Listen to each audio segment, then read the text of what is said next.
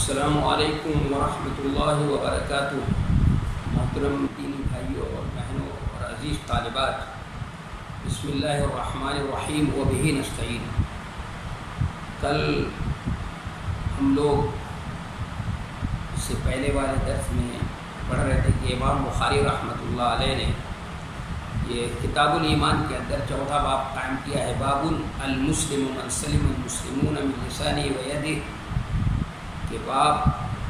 کامل مسلمان وہ ہے جس کی زبان اور ہاتھ سے مسلمان محفوظ رہیں۔ تو میں نے اس کا یہ مطلب بتایا تھا کہ صحیح ہے کامل کا بھی ترجمہ، کیونکہ عرب کے لوگ کہتے ہیں المال الابل یا زید الرجل کا مطلب ہوتا ہے زیدی مرد ہے، یعنی کامل درجے کا یہ ترجمہ۔ لیکن میں نے کہا تھا زیادہ بہتر یہ ہے کہ یہ ترجمہ کیا جائے کہ مسلمان کہلانے کا مستحق وہ ہے، یعنی جس کے اندر کم از کم مسلم کا لفظ جس سے ماخوذ ہے سلم سے، اس کے اندر کم سے کم وہ چیز سلامت روی اور خیر خواہی اور ہمدردی کا جذبہ اس کے اندر پایا جاتا ہو، جس کی زبان سے اور ہاتھ سے دوسرے لوگ محفوظ رہیں۔ تو حدیث میں ان پر لسان کو پہلے رکھا گیا اور ید کو بعد میں، پھر انہی دو اعضاء کا جو انتخاب کیا گیا، میں نے سب کی وضاحت کر دی، اور قول کے بجائے لسان کا ہی استعمال کیا ہے۔ جناب نبی کریم صلی اللہ علیہ وسلم نے اس کے پیچھے کیا نقطہ ہے اس کی بھی وضاحت ہوگی۔ تو اس پہلے ٹکڑے کی بات ہو گئی تھی، لیکن دوسرا جو تھا والمہاجر من حجر ما نہى اللہ عنہ، کہ مہاجر وہ ہے، اور یہاں مہاجر کا مطلب ہجرت کرنے والا یہ نہیں کہ باب افعال مفعال سے ہے، تو حاجرہ جو اس میں دو میں اشتراک ہوتا ہے وہ اشتراک والا مفہوم نہیں مراد ہے۔ جیسے مسافر وہ ہوتا ہے جو سفر کرنے والا، سفر کرنے، تو وہاں پر بھی اشتراک کا معنی نہیں ہے، یہاں پر بھی اشتراک کا معنی نہیں ہے۔ والمہاجر من حجر ما نہى اللہ عنہ، کہ حقیقی مہاجر وہ ہے جو ان کاموں کو چھوڑ دے جس سے اللہ تعالیٰ نے منع کیا، یعنی حقیقی مہاجر، کامل درجے کا مہاجر یا مہاجر کہلانے کا مستحق، یہ کہیں ترجمہ زیادہ بہتر ہوگا۔ مستحق وہ ہے جو جن کاموں کو چھوڑ دے، مہاجر وہ ہے جو ان کاموں کو چھوڑ دے جن سے اللہ تعالیٰ نے منع کیا ہے۔ تو اس ٹکڑے کا مطلب یہ ہے اور اس کا مفہوم یہ ہے کہ ہجرت صرف وطن کو چھوڑ دینے کا نام نہیں ہے۔ لوگ یہ نہ سمجھیں کہ ہجرت نام کس کا ہے کہ جو انسان جو ہے یعنی دارالکفر سے جہاں پر اس کے لیے اسلامی شاعر پر عمل کرنا مشکل ہو، یا جہاں اسلام اللہ کے احکام کی پابندی نہ کر پاتا ہو، تو اس جگہ کو چھوڑ دے، اس کا نام نہیں ہے۔ مطلب یہ ہے کہ ہجرت صرف ترک وطن کا نام نہیں ہے، یا یہ کہ ترک وطن اپنے اندر ذاتی خوبی نہیں رکھتا ہے، یہ بھی اس میں بتانا ہے کہ بذات خود جو ہے کوئی اپنی جگہ سے اپنے وطن کو چھوڑ کر کسی دوسری جگہ چلا جائے، اس کے اندر بھی بذات خود کوئی خوبی نہیں ہے، بلکہ ترک وطن اس لیے ہے، کیوں ہم ترک وطن کریں، وطن کو چھوڑنا کیوں ہے؟ اس لیے ہے کہ ہم اس کے بغیر اللہ کے احکام کی پابندی نہیں کر سکتے، یعنی جہاں پر رہ کر ہم اللہ کے احکام کی پابندی نہ کر سکتے ہوں، دینی شاعر پر عمل نہ کر سکتے ہوں، تو جس وطن میں اللہ کے احکام کی تعمیل نہ ہو سکے اسے خیر بات کہنا ہی بہتر ہے، اس کو خیر بات کہہ دینا چاہیے، اس میں نہیں رہنا چاہیے۔ تو یہیں سے یہ بات سمجھ میں آئی کہ ہجرت دو طرح کی ہوتی ہے، اور یعنی ایک ظاہری ہجرت ہوتی ہے اور ایک باطنی ہجرت ہوتی ہے۔ اور آپ یا میں اس کو دوسرے الفاظ میں یوں سمجھاؤں کہ ہجرت کا ایک وسیع مفہوم ہے اسلام کے اندر اور ایک محدود مفہوم ہے۔ ایک ہجرت کا محدود مفہوم یہی ہے کہ دارالکفر سے انسان جو ہے دارالاسلام کی طرف کوچ کر جائے، یعنی جہاں اس جگہ پہ جہاں پر کہ اس کو اسلامی احکام پر جو ہے عمل کرنا ممکن نہ ہو، اللہ کے احکام کی پابندی ممکن نہ ہو، اس کے لیے اس جگہ کو چھوڑ کر کے اس کو چاہیے کہ دوسری جگہ چلا جائے جہاں پر اسلامی شاعر پر اس پر عمل کرنا جو ہے وہ بہتر۔ یہ تو ایک محدود مفہوم ہے ہمارے یہ ہجرت کا، لیکن اسلام کے اندر جو اس حدیث میں وضاحت کی ہے نبی علیہ الصلوۃ والسلام نے کہ اصل ہجرت جو ہے اسلام کے اندر ہجرت جو ہے، ہجرت کا ایک وسیع مفہوم یہ ہے، کیا ہے وہ یہ ہے کہ جن کاموں سے اللہ نے روکا ہے یا جن کاموں کو اللہ نے کرنے سے منع کیا ہے، اللہ تعالیٰ نے انسان ان کاموں کو روکا۔ المہاجر من حجر ما نہى اللہ عنہ، کہ مہاجر حقیقت وہ ہے، مہاجر کہلانے کا مستحق وہ ہے، حقدار وہ ہے ان کاموں کو چھوڑ دے جن سے اللہ تعالیٰ نے منع کیا ہے۔ یعنی جو اللہ نے غلط کام کرنے سے منع کیا ہے، اللہ نے سود کھانے کو منع کیا ہے، اللہ نے دوسروں کو تکلیف پہنچانے سے منع کیا ہے، اور اسلام کے اندر ان چیزوں کو منع سے روکا گیا ہے، یہ چیزیں استعمال کر سکتے ہیں ہم، یہ چیزیں استعمال نہیں کر سکتے ہم۔ تو جو اللہ نے جن کاموں سے روکا ہے اس کام سے رک جائے اور ان کو کرنے کا حکم دیا ہے ان کو کریں۔ یہ صحیح معنوں میں اصلاً جو ہے کیا ہے، یہ اصلاً ایک وسیع مفہوم ہے ہجرت کا، ایک محدود مفہوم ہوا اور ایک وسیع مفہوم ہوا۔ تو اسی کو ہم دوسرے لفظوں میں کہہ سکتے ہیں کہ ایک ظاہری ہجرت ہے اور ایک باطنی ہجرت ہے۔ ظاہری ہجرت یہ ہے کہ آدمی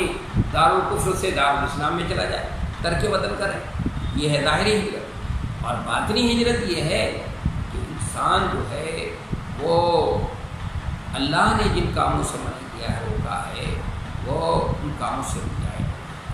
تو اس ٹکڑے میں اس جملے میں تنبیہ بھی ہو سکتی ہے، بہت بڑی تنبیہ ہے اس جملے کے اندر اگر غور کیا جائے اور اس میں ذرا اس الفاظ کے اندر ڈوب کر سوچنے کی کوشش کی جائے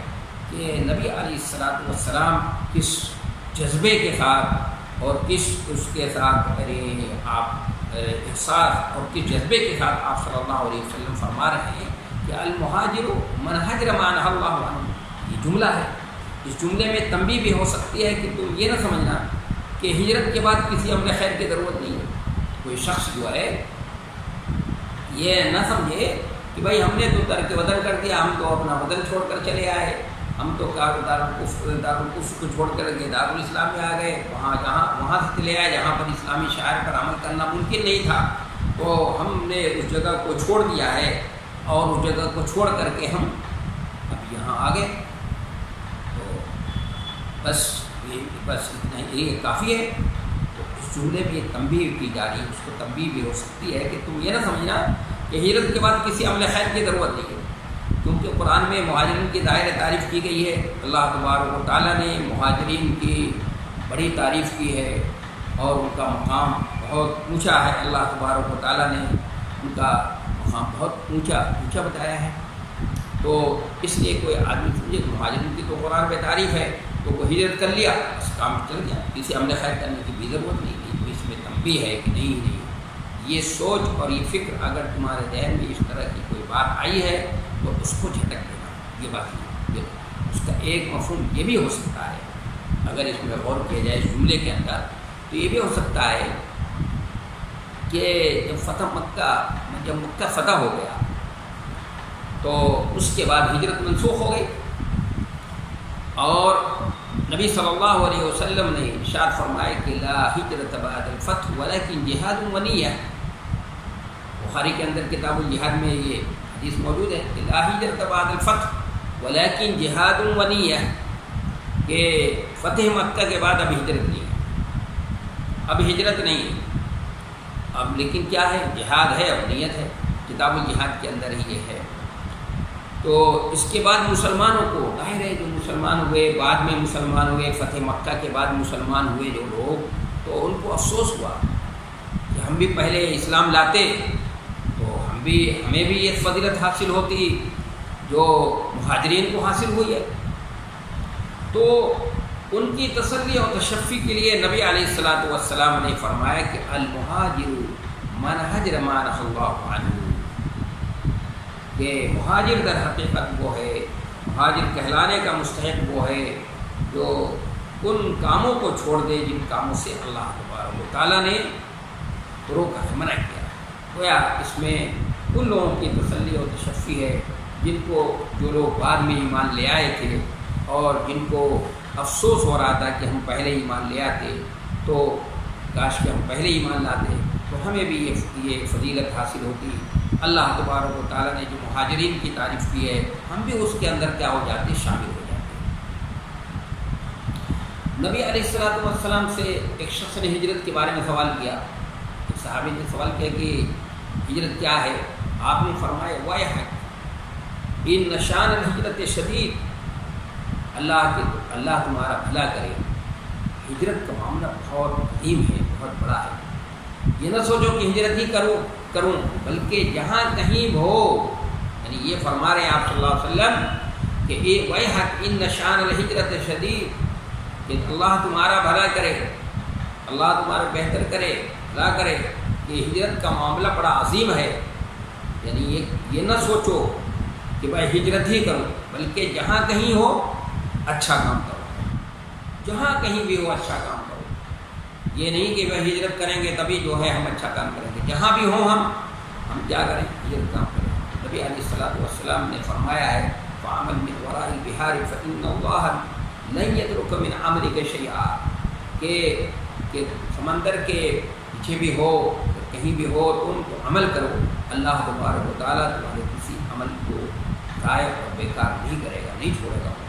وہ تمہارا ہر عمل، تمہارا جو بھی عمل تم کرتے ہو جو اسٹور ہو رہا ہے، وہ جمع ہو رہا ہے۔ گویا یعنی اس ٹکڑے کا مقصد، یعنی غرض، مقصود اصلی کیا ہے؟ مقصود اصلی ہجرت نہیں ہے۔ معلوم ہوا کہ اس ٹکڑے غرض، مقصود اصلی جو ہے، یا غرض، اصلی غرض ہجرت نہیں ہے بلکہ مقصود اصلی کیا ہے کہ اللہ کی اطاعت و فرما برداری، اللہ کی اطاعت و فرما برداری ہونی چاہیے۔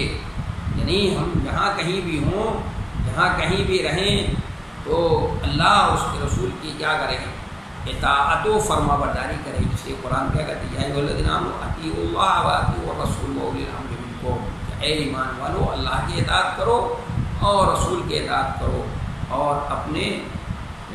امر کی بھی اطاعت کرو۔ تو اصل مقصود اصلی جو ہے کیا ہے؟ اللہ کی اطاعت و فرما برداری۔ تو کوئی اگر کہیں پر ہجرت کر کے جائے اور اپنا وطن چھوڑ کر دوسری جگہ پہنچ جائے اور چھوڑ دے اور اطاعت نہ کرے اور فرما برداری نہ ہو تو اس ہجرت کا کیا فائدہ؟ کوئی فائدہ نہیں۔ مقصد کیا ہے اس ہجرت کے پیچھے؟ مقصد کیا ہے کہ اس میں اللہ کی اطاعت و فرما، والمہاجر من حجر ما نہی اللہ عنہ، یہ اللہ نے جن کاموں سے، جن کاموں کو اور مہاجر وہی ہے، کہلانے کا مستحق وہی ہے جو ان کاموں کو چھوڑ دے جن سے اللہ تعالیٰ نے منع کیا ہے۔ تو اصل مقصود اصلی یہی اللہ کی اطاعت و فرما برداری، اور اسی کا نام ایمان ہے کہ جو بھی اللہ کا حکم ہو وہ آدمی کہے سمعنا واطعنا، انما قول المؤمنین اذا دعوا الی اللہ ورسولہ ان یقولوا سمعنا واطعنا، کیا کہیں کہ ہم نے سنا اور مان لیا، یعنی اللہ کے احکام کے سامنے، اللہ کے حکم کے سامنے سرنڈر ہو جانا۔ اللہ نے جن کاموں کو کرنے کا حکم دیا ہے اس کام کو کرے اور جن کاموں سے منع کیا ہے اس سے رک جائے۔ تو والمہاجر من حجر ما نہی اللہ عنہ، میں سمجھتا ہوں کہ اس ٹکڑے کا مفہوم جو ہے واضح ہو گیا ہوگا۔ اس کے بعد امام بخاری رحمۃ اللہ علیہ نے قال ابو عبداللہ، کہ ابو عبداللہ فرمایا کہ سے مراد کون ہے؟ امام بخاری رحمۃ اللہ علیہ۔ امام بخاری رحمۃ اللہ علیہ نے اس کے بعد 2 تعلیق بیان کی ہے، 2 تعلیق نقل کی ہے، اور ان 2 تعلیقوں کے پیچھے جو ہے پہلی جو تعلیق نقل کی ہے اس سے جو 2 مقصد ہے ان کا، اور جو دوسری تعلیق نقل کی ہے اس سے بھی ایک مقصد ہے، اس کے پیچھے نقطہ ہے۔ دیکھیے پہلے جو تعلیق نقل کی ہے امام بخاری رحمۃ اللہ علیہ نے، تو اس میں کہا وقال ابو معاویہ حدثنا داؤد عن عامر قال سمعت عبد الله عن النبي صلی اللہ علیہ وسلم، وقال ابو عبد العالى عن داؤد عن عامر عن عبد الله عن النبي صلی اللہ علیہ وسلم۔ یہ امام بخاری رحمۃ اللہ علیہ نے 2 تعلیق نقل کی اور دو تعلیق نقل کی ہے. امام بخاری نے 2 سند تعلیق کے ذکر کی ہے. پہلے سے یہ بتانا چاہتے ہیں کہ عامر اور شعبی یہ 2 الگ الگ نام نہیں ہیں، بلکہ عامر جو ہے وہ نام ہے اور شعبی جو ہے وہ ان کا لقب ہے. اور پھر دوسرا پہلی تعلیق سے دوسرا مقصد ان کا یہ ہے کہ یعنی یہ شعبی کا عبداللہ ابن عمرو بن العاص سے سما جو ہے وہ ثابت ہے. تو ایک تعلیق سے تو یہ پتہ چلتا ہے کہ کیونکہ بندہ نے نقل کیا ہے تو اس میں ایک رجل مجہول شعبی اور عبداللہ ابن عمرو بن العاص کے بیچ درمیان میں ایک رجل مجہول کا تذکرہ کیا ہے، رجل مجہول کا تذکرہ کیا ہے. اور امام بخاری رحمۃ اللہ علیہ نے جو تعلیق نقل کی ہے دوسری جو تعلیق تو اس میں بھی تو بھی انقطاع اور اتصال کے بارے میں کوئی یقینی بات نہیں ہوتی. اس میں یہ اس کا امکان ہوتا ہے کہ بھائی بیچ میں کوئی انقطاع ہو. تو لیکن اس میں تعلیق میں امام بخاری رحمۃ اللہ علیہ نے بتا دیا کہ سمیت تو کئی وضاحت موجود ہے تعلیق میں. پہلی جو تعلیق ہے اس میں کہ ان عامر قال سمیت عبد اللہ عن النبی صلی اللہ علیہ وسلم، کہ میں نے عبداللہ ابن عمرو بن العاص سے جو ہے سنا. تو یہ سما جو ہے یہ اس پہ اتصال کو دلالت کرتا ہے، یہ انقطاع کو نہیں بتاتا ہے. یہاں پر سمیتوں کی وضاحت موجود ہے. وہ کہ دوسرے والی تعلیق بیان داؤد ان عامر ان عبداللہ ہے، اس سے یہ وہ ہو سکتی تھی، لیکن چونکہ وضاحت کر دی امام بخاری رحمۃ اللہ علیہ نے پہلی تعلیق، تو پہلی تعلیق سے 2 باتیں سمجھ میں آئیں کہ عامر اور شعبی تو الگ الگ شخص نہیں ہیں، بلکہ عامر نام ہے اور شعبی لقب ہے. اور دوسرے یہ کہ عبداللہ ابن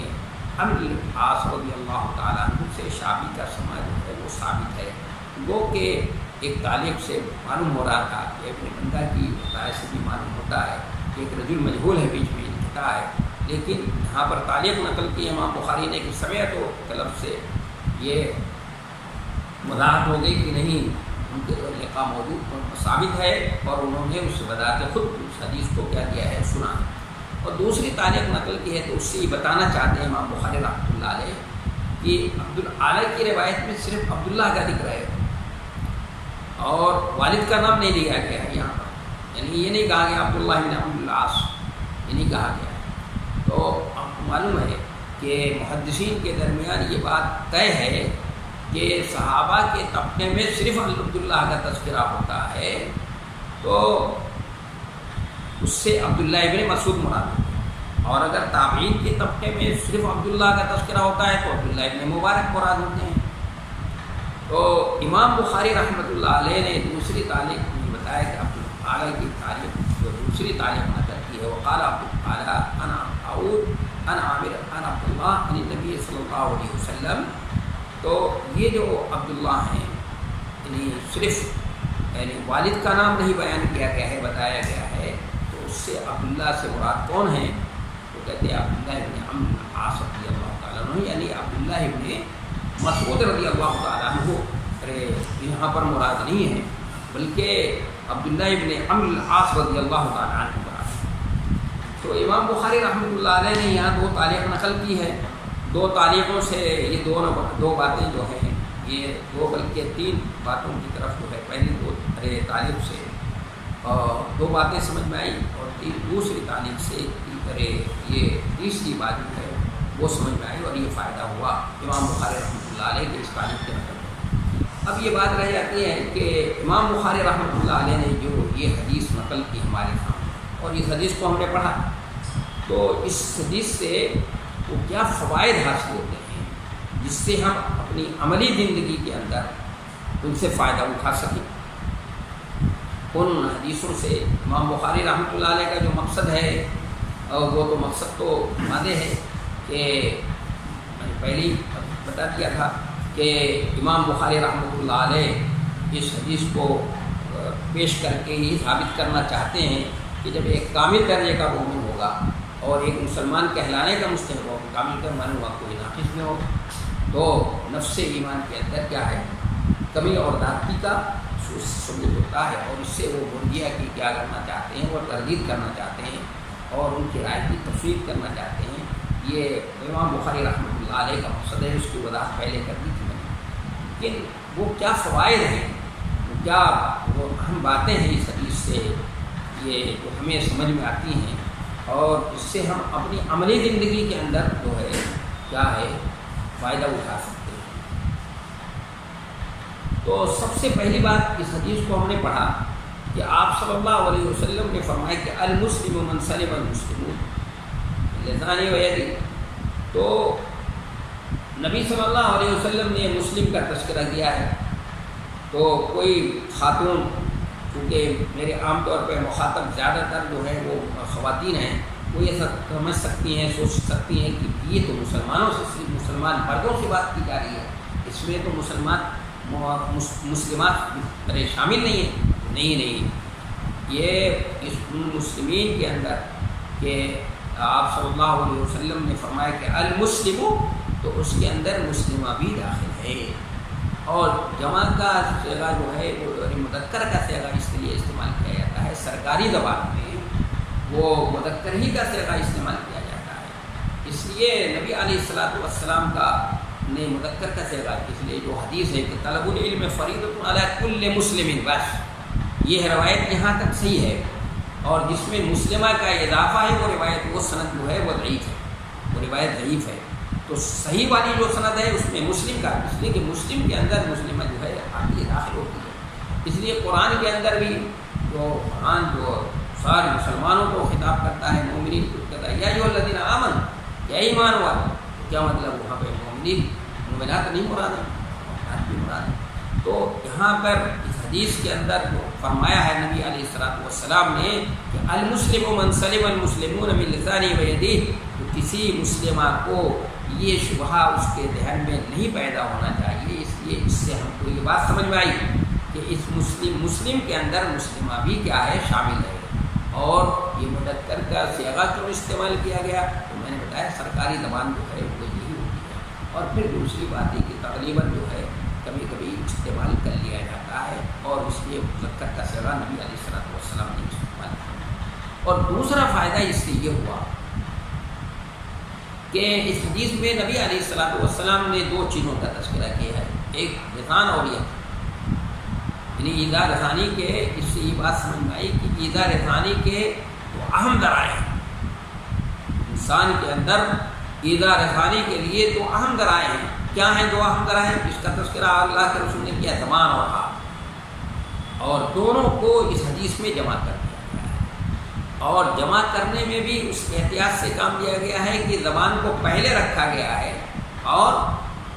ہاتھ کو بعد میں تذکرہ کیا گیا ہے، اور ان کا جو ہے تذکرہ، زبان کا تذکرہ پہلے کیوں ہے، اس لیے حدیث کی تشریح کرتے ہوئے میں نے اس کی وضاحت کر دی تھی۔ یہ زبان چونکہ اس کا زخم بڑا کاری ہوتا ہے، اور زبان سے جو زخم لگتا ہے وہ کبھی منجمد نہیں ہوتا، میں نے وہ شعر پڑھ کر سنایا تھا، پھر حریری کا بھی شعر پڑھا تھا میں نے، اور بتایا تھا کہ حریری نے بھی یہی بات کہی ہے، اور حقیقت بھی یہی ہے کہ زبان کا زخم جو ہے کبھی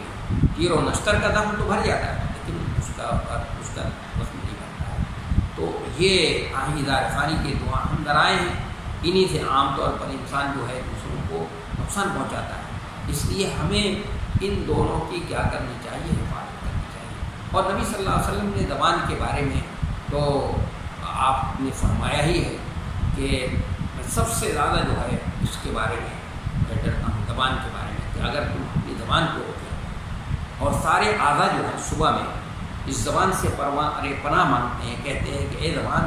اگر تو صحیح رہے تو ہم صحیح رہیں، اور اگر تو بگڑ گئی تو ہم بھی بگڑ جائیں گے، ہمارے لیے تو خرابی ہے۔ اور صحیح بات یہ ہے کہ زبان ہی کے ذریعے سے انسان کو عزت بھی ملتی ہے، اور اسی سے بھی دلیل بھی ہوتا ہے، اس لیے ہمیں اپنی زبان سے ہمیشہ اچھے الفاظ استعمال کرنا چاہیے، کوئی کلمہ خیر ہی کہنا چاہیے۔ اس لیے نبی علیہ الصلوۃ والسلام نے فرمایا من کان یؤمن باللہ والیوم الآخر فلیقل خیرا،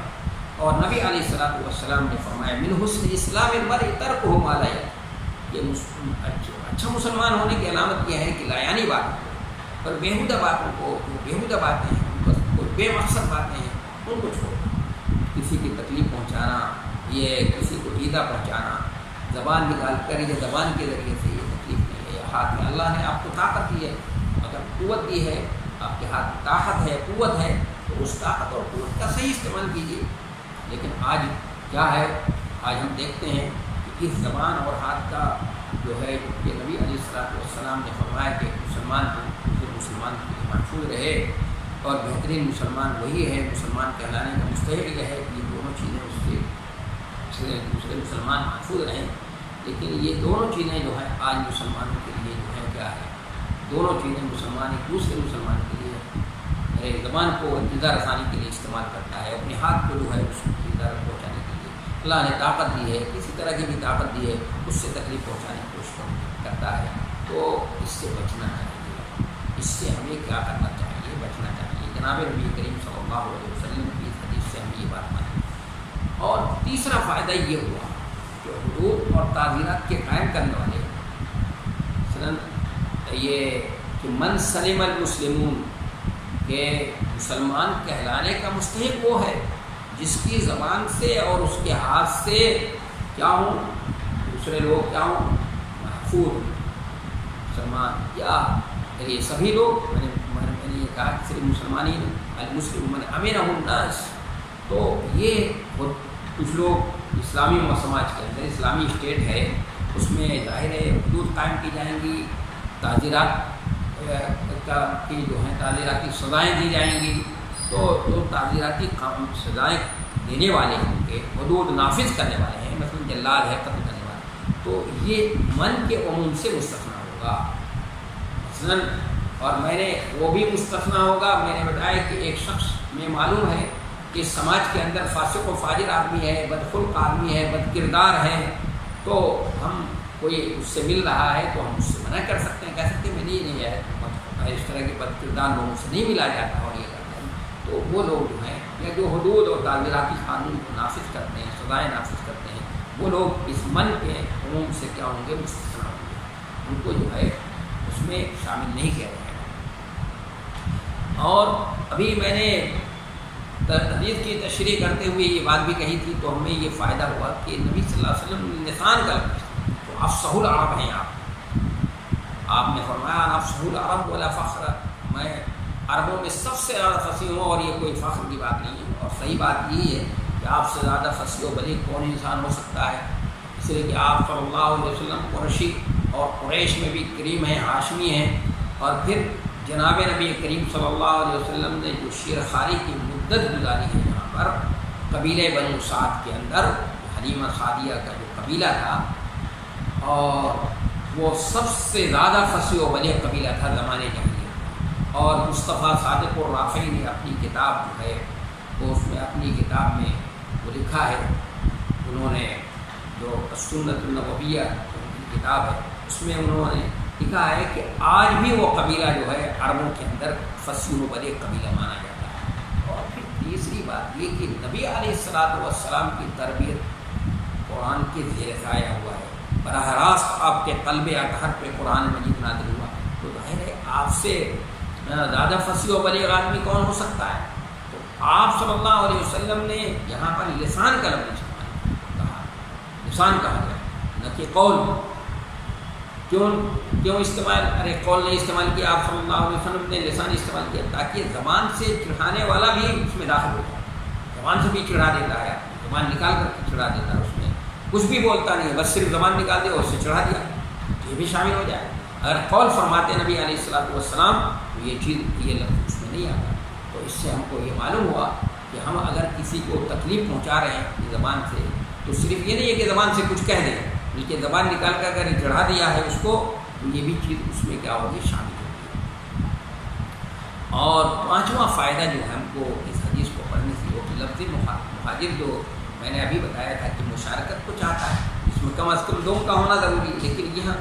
یہ معنی مراد لینا یہ ممکن نہیں ہے، اس لیے مہاجر کو حاجرہ کے معنی میں، حاجر کے معنی میں لیں گے، جیسے مسافر سافرہ کے معنی میں، حاجرہ کے معنی میں، اور مسافر سافرہ کے معنی میں ہوتا ہے، یعنی یہاں پر اشتراک کا اور مشارکت کا معنی مفہوم معنی نہیں ہے۔ اور پھر میں نے اس حدیث میں المہاجر من حجر ما نهى اللہ کا مقصود اور مطلوب کیا ہے، یہ نبی علیہ السلام نے یہ فرمایا کہ اس کا مقصود اور مطلوب ہے اللہ کی اطاعت و فرما برداری۔ تو اس سے جو سب سے اہم بات ہمیں سمجھ میں آئی کہ صحیح معنوں میں ہم نے اللہ سے عہد وفا کیا ہے، اللہ سے وفاداری کا عہد کیا ہے کہ اللہ ہم آپ کی وفاداری کریں گے، آپ کا جو ہے آپ کے احکام کی پابندی کریں گے۔ تو ہم نے اللہ سے عہد کیا ہے کہ آپ کے اطاعت و فرما برداری کریں گے، زندگی کے ہر پہلو کے اندر، ہر مرحلے میں زندگی کے جو بھی گوشہ ہے، جو بھی پہلو ہے، اس میں ہم آپ کی اطاعت و فرما برداری کریں گے۔ اصل کیا مسلمان وہی ہے کہ اللہ اور اس کے رسول کی کیا کرے، اطاعت و فرما برداری کرے۔ اس لیے مسلمان کہا گیا ہے کہ ما آتاکم الرسول فخذوہ وما نہاکم عنہ فانتہوا، جو رسول دے دے لے لو، جو منع کر دے ان کو۔ اور یہ بھی کہا گیا ہے کہ لا یؤمن احدکم حتی یکون ہواہ تبعا لما جئت بہ، کہ کوئی شخص مومن نہیں ہو سکتا یہاں تک کہ اس کے خواہشات نفس میرے لائے ہوئے طریقے کے مطابق، یعنی اپنی خواہشات نفس کو کوئی دخل نہیں ہو سکتا، خواہشات نفس کے اوپر غلبہ حاصل کر لیا جائے اور اس کو پیچھے ڈال کر کے نبی علیہ السلام اور اللہ کی اطاعت و فرما برداری، اور نبی کی تو اطاعت ہی کی بات نہیں ہے بلکہ ان کی اتباع کی بات کہی گئی ہے، ان کی اتباع، اور اتباع کا تعلق جو ہے اس سے نہیں ہوتا، یہ زبردستی نہیں کسی سے کرائی جا سکتی وہ چیز، بلکہ اس کے لیے کیا ہے دل سے جو آدمی جس آدمی کو جس سے تعلق ہوتا ہے، محبت ہوتی ہے، اس سے جو ہے اس کی کیا کرتا ہے وہ اس کی اطاعت، اس کی اتباع اور فرما برداری کرتا ہے۔ تو میں سمجھتا ہوں کہ اس حدیث سے جو فوائد ہم کو حاصل ہوتے تھے، 4-5 فائدے میں نے ان فوائد کو گنا دیا ہے، اور ہم اپنی عملی زندگی میں ان سے فائدہ اٹھانے کی کوشش کریں۔ اب انشاءاللہ آئندہ کل جو ہے ہم لوگ 5واں باب جو ہے امام بخاری رحمۃ اللہ علیہ نے جو قائم کیا ہے اس کو پڑھیں گے اور اس کو سمجھنے کی کوشش کریں گے۔ وما توفیق الا باللہ، السلام